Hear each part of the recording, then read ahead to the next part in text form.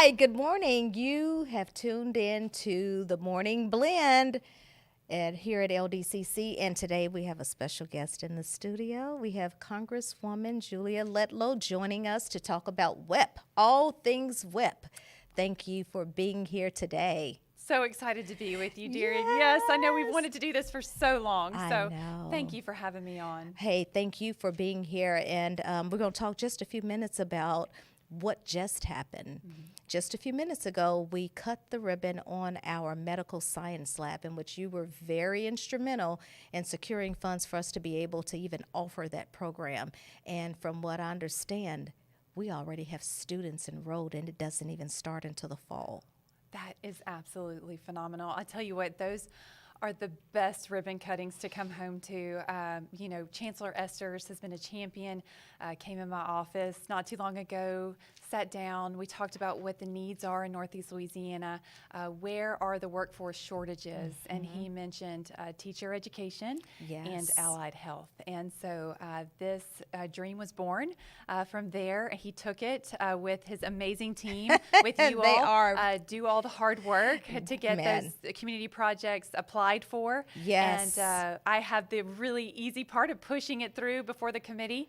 And they did such amazing work that the committee said, yes, this is exactly what we want to use those funds for. So I'm just so excited. Look, we're not going to underplay the voice that you had in making sure that we were represented, and we appreciate that because you show that you're interested in what's happening back here at home. And we need that. We need your voice to represent us and the people here. We're standing for those who may not have any idea that they need this program, but could be the game changer for generations in their family and in their communities. And so you're not just touching LDCC as an institution. You're touching the lives of so many more people who will come through that program. And because of that program, their children now will have a standard of higher education and career training. And then their children will have that expectation and standard. So it's the gift that keeps on giving, and we appreciate you for that. Darian, you're going to get me emotional this morning, but thank you. That is really the honor. truth. I mean, and speaking as a first-generation college student myself, my kids wouldn't have had the expectation of college if someone hadn't impressed it upon me. Wow. And their kids now have the expectation That's of right. college. That's right. So I know firsthand the power. It's powerful. That power of that. So thank you for being our voice so that we can be voice to others. Always be a champion for higher education. Always. Yeah. Now we're going to talk about today another area in which so many of, not just us here in Louisiana, I'm not quite sure, and we'll touch on that, how many other states are in the same predicament as the citizens of Louisiana, how you can be a voice and have been being a voice to represent us in Washington. And that is in regards to the windfall elimination provision. For those of you who may not know what that is, I know we have a lot of new employees, and then people will see this outside of Delta. Sure. Would you chat just a minute about what that provision exactly is? It is very confusing and difficult to explain. I've actually gone to the Social Security Administration and asked a ton of questions. I left more confused than when I went in there.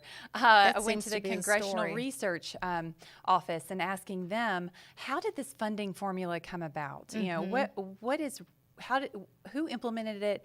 How did it come about? It's a long history. It started in the 80s in order to make sure that people weren't being overpaid by the Social Security Administration. But what happens a lot, I've learned in Congress, is that decisions can be made that have unintended consequences that trickle down and actually have, in this case, devastating effects for constituents all across my district and the state.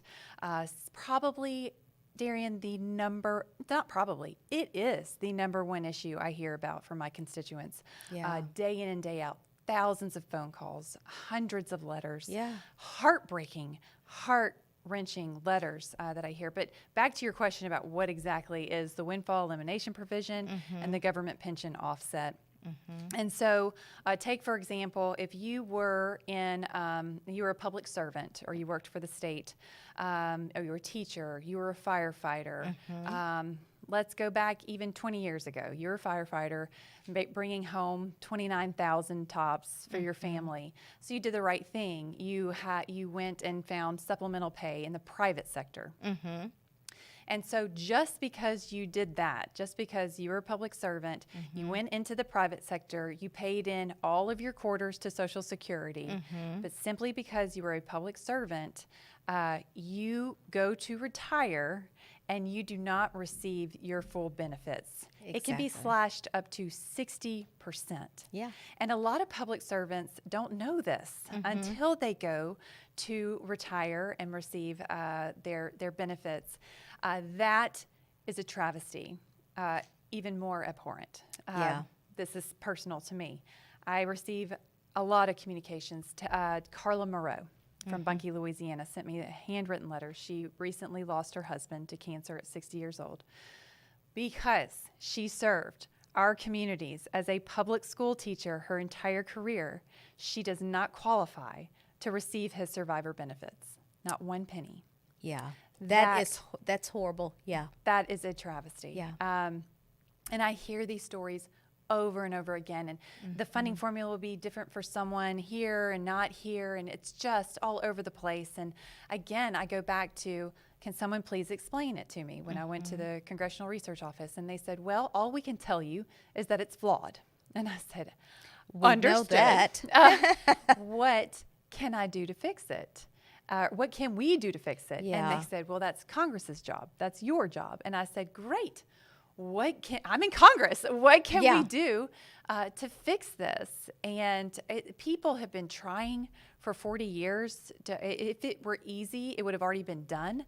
But I will tell you this, I give you my word, that this is the number one issue that I am working on in Congress. I listen to my constituents, and I can't put a social media post up without at least a dozen comments about this one issue. Yeah, it could be about Valentine's Day, but somebody will reply back, I am in love with you overturning whip. I mean, how does that happen? Right. Yeah. But if you have more questions, we can get into more of the specifics about what's keeping it from being repealed, and what the next steps are. Well, I know one positive thing is that I saw that it drew bipartisan support, and that personally, that makes me feel good, because I like to see anytime there's anything on the table, I like to see everyone working together, and that was a point of pride for me to see our American representatives there working together. Didn't matter what side you were on, to address an issue that was so critical to the American people. And from what I understand, it was only a handful of states in which this WEP was actually in place. It was Louisiana, where there are like maybe 8 more. Yeah, so I think it's closer to 13, 14 states that are affected. Now, people obviously move to different states, so truly you could say every state has constituents who are affected. But yes, it's about 13, 14 states, and so that has been a little bit of the problem, because those other members aren't hearing the influx of concern like I am and my colleagues in Louisiana are, and have that urgency to do something about it. But I am doing everything I can to build relationships with my colleagues on both sides of the aisle to inform them about WEP and GPO. There were some of my colleagues who serve on the committee of jurisdiction over this. It's called Ways and Means Committee, who had never heard of WEP and GPO. Really? Right. So we're constantly trying to educate and let them know what's happening in Louisiana, what's happening in these other states. This was my constituents' money that they paid in. Rightfully so. It's what they paid into the government. So it is truly the government stealing from them. I mean, that's how I view it. Yes. I mean, that's how I view it. I check every now and again, probably once a year.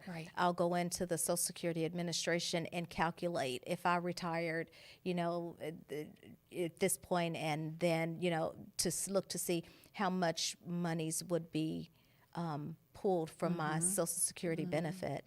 And when I checked last week, the maximum amount was coming out when I put in because they ask you, how much are you expecting to receive, or are you receiving in your private benefit? Right. For us, it would be TRSL. Right. Right. And so when I put in my anticipated amount, it said that the maximum amount, which was like $578, would come off the top. And I'm thinking, Yeah. are you kidding Right. me? Right. I mean, It's wrong. in retirement, that $578 difference. could be very significant. Absolutely. And this is, it's affecting our older generation who, that could be the difference of whether they're able to put food on the table. That is an absolute I mean, abhorrence, practically travesty. Yeah. speaking, and for our viewers, and I know some of you are already living, in this space, when you have worked, your entire life, and your house could be paid off. Right. Yeah, but you're subject still to pay taxes. Sure. You still have Sure. grocery. That's right. You still have your medication. You still have your medical bills. That's right. And so the monies that they hold back Right. could cover something. Right. Yeah. And that's a huge deal. And then you think about this. You said something earlier about GPL. I had no idea about that. My husband mentioned that to me about 2 weeks ago. Yep. He said, do you realize, because he's never worked for Right. the state, he Right. won't have a state benefit when Right. we retire. I won't, it isn't something that he'll receive that I can access. He's worked in the private sector his whole life. And so if he passed away before me, You would be affected. Yeah. I would be affected. I would not be able That's to right. receive my spousal benefit. That's right. That's right. Yeah. And That's so wrong. there would be nothing there to replace that Right. income that would have, Right. that would have been coming in to our home. And that is, man, that's just wrong Absolutely. on lots of different levels. So what's the challenge of, because as you're hearing it, I'm sure you're sharing it, and I'm Absolutely. sure testimonies are being brought into They are. Congress for others to be able to hear. It's not a hard thing to comprehend. Right. It's not. What are the challenges? Sure. So, multiple challenges. Okay. But again, doing everything that we possibly can.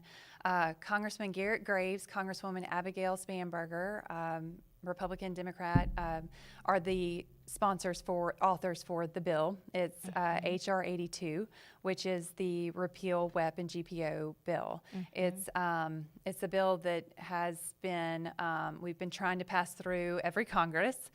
We are the closest that we've ever been this time. Yes. I believe we're up to 308 sponsors, meaning other members who signed on Okay. to support the bill, which is the most we've ever had.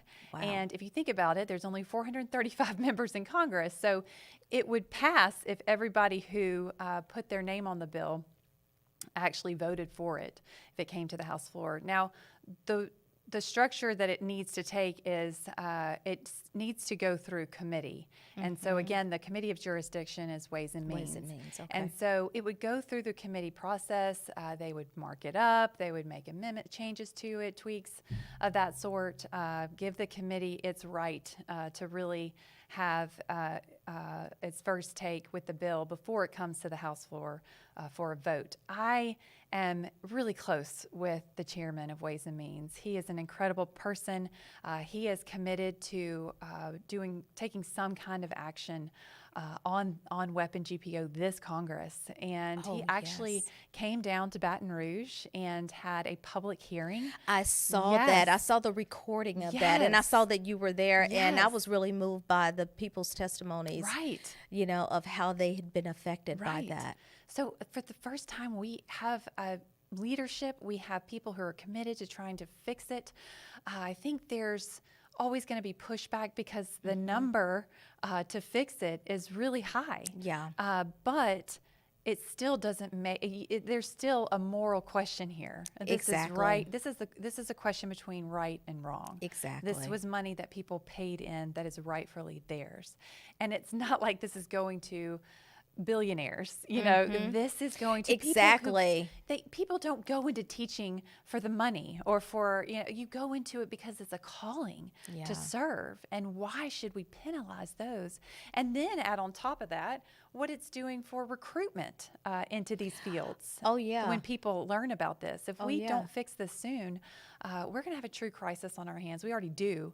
But as far as recruiting people to go into these fields that we desperately need, police officers and firefighters and teachers and just true public servants. So again, as long as I have breath, I'm going to be fighting this up in Congress and educating people. And again, this goes back to thank you for letting me come on this podcast, because the more that we can amplify our voices, the more stories that you share with me that I can then go back up to Washington. I actually went before the Ways and Means Committee in their congressional committee room. Ooh, it was incredibly intimidating. It's the biggest committee in Congress. Oh, really? But because of you and your voices, I was able to have the strength to go in front of this panel of my peers, colleagues, and share those stories with them. And you could tell they were moved. You could tell that and then at the end say, we were elected here to find solutions to problems for our constituents. Surely there's enough brilliant minds sitting around this dais that we can find something that will at least offer. Okay, so if we can't do the whole thing, then why can't we just work on it bite by bite and really start to help people and just offer some relief, because some hope of something. That's right. That's right. Yeah. So at this point, we have 308 That's right. people who have signed on. The Ways and Means Committee they're really looking at it. That's right. That's right. To pull something together to push to Congress. Right. And they're looking at being able to do this congressional year. Yes, it's my understanding that the chairman is passionate about wanting to do something through committee this year. I don't want to speak for him. I don't, but I think that he has received enough pleas from all of us that are in those other states, including Louisiana, that enough is enough. Our people are hurting. For sure. And let's just try to just work on it. Let's work on it. Is there anything that we can do as citizens to help the process? Sure. I think reach out to your representatives. People already are. They reach out to me all the time. But there are other people who have more seniority than me or who are higher up in the hierarchy. We happen to have the number 1 and number 2 in the House of Representatives from Louisiana right now. It's a great time to be from Louisiana. So reach out to your representatives. Reach out to the Ways and Means Committee members. All of that you can find online. And just let your voices be heard. Share your stories with them. I promise those stories get to the member.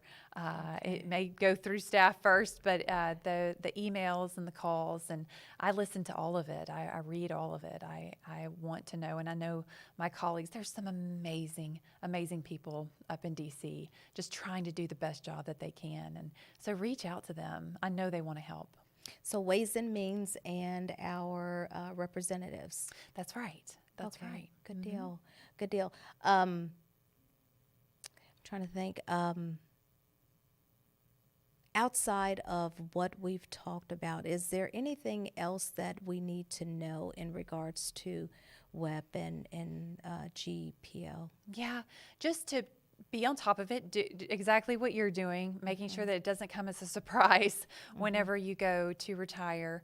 But also know that there are some really committed people up in D.C. who are passionate about trying to find a solution and an answer for it. Again, I go back to Chairman Jason Smith, Ways and Means, a lot of people on that committee, and then all of the representatives in the other states that are severely affected. When you have 2.5 million people across the United States, you can imagine they are letting their representatives know. Yes. Okay, so it is a very large number. Right. And so Texas, California, I mean, those are some pretty heavy-hitting states. States who have their own retirement system. Right. So when we're talking about states that are impacted, we're talking about states who have their own retirement system, just as Louisiana has its own retirement system. That's right.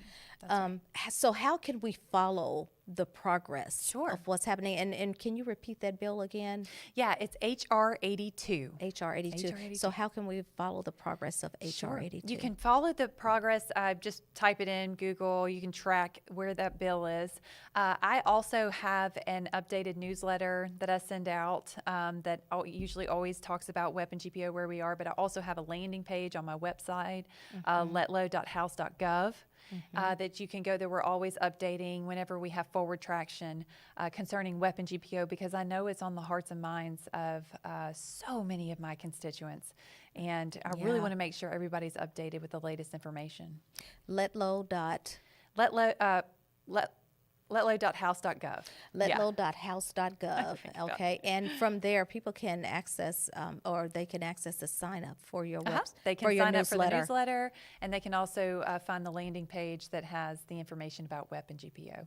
All right. Well, you guys heard it right here. Thank you so much for joining us and giving us absolutely. the latest and helping us to know how we can be a part of that forward movement. And thank you for your dedication so far. And I have read that this is the farthest that we've actually had or have gone with WEP. And so thank you all for your dedication. And I sure do pray that we get some forward traction and having this overturned. Yes. It would mean so much to, as you said, Absolutely. the 2.5 millions of people Yes, and their dependents. that's right. That's right. All right. Thank you. Thank you.